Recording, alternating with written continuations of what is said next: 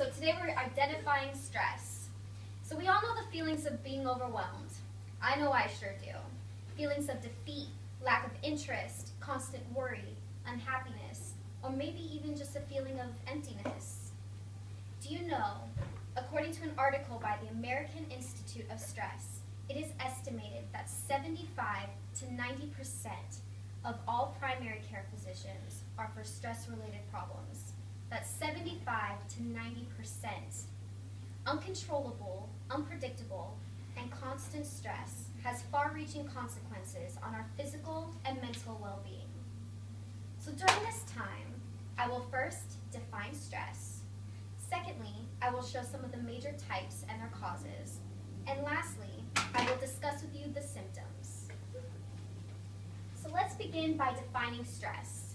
According to the Merriam-Webster Dictionary, stress is defined as a constraining force or influence, as a physical, chemical, or emotional factor that causes bodily or mental tension and may be a factor in disease causation. Now, let's take a deeper look at the types of stresses and their causes. The ones I'm going to cover with you guys today are acute stress, chronic stress, and emotional stress.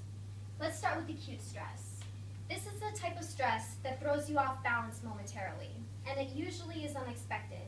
It can be caused by an argument, a busy day at work, or presenting a speech. It only takes about 90 minutes for the body to balance back out, and in most cases, it doesn't cause long-term symptoms. The next one, chronic stress. This one is the killer. Chronic stress stems from daily stressors we tend to ignore, such as work, school, kids, etc. Rather than lasting a matter of minutes like acute stress, it occurs on a regular basis, rewiring our brain, leaving us in a constant state of distress and vulnerable to anxiety and depression. And the next one, and the last one I'm going to cover with you, is emotional stress. This one can be the most taxing on the body. For instance, the stress that comes from a conflicted relationship or the loss of a loved one. It tends to bring a greater sense of distress than a busy day at work or a busy day at school. Some signs of distress manifest in the forms of cognitive symptoms, emotional symptoms, and physical symptoms. Cognitive symptoms, such as memory loss, poor judgment, a constant worry, pessimistic thoughts or actions, and an inability to concentrate. Emotional symptoms, such as moodiness, a short temper, inability to relax, a feeling of being overwhelmed or a sense of loneliness, depression, or just a general unhappiness.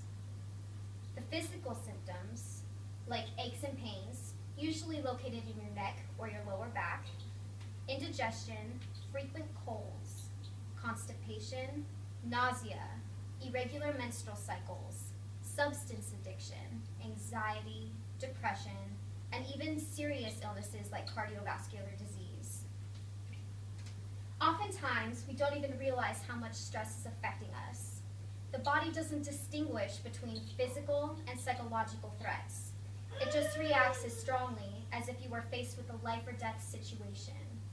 Something as simple as a negative thought or idea can have devastating effects on us.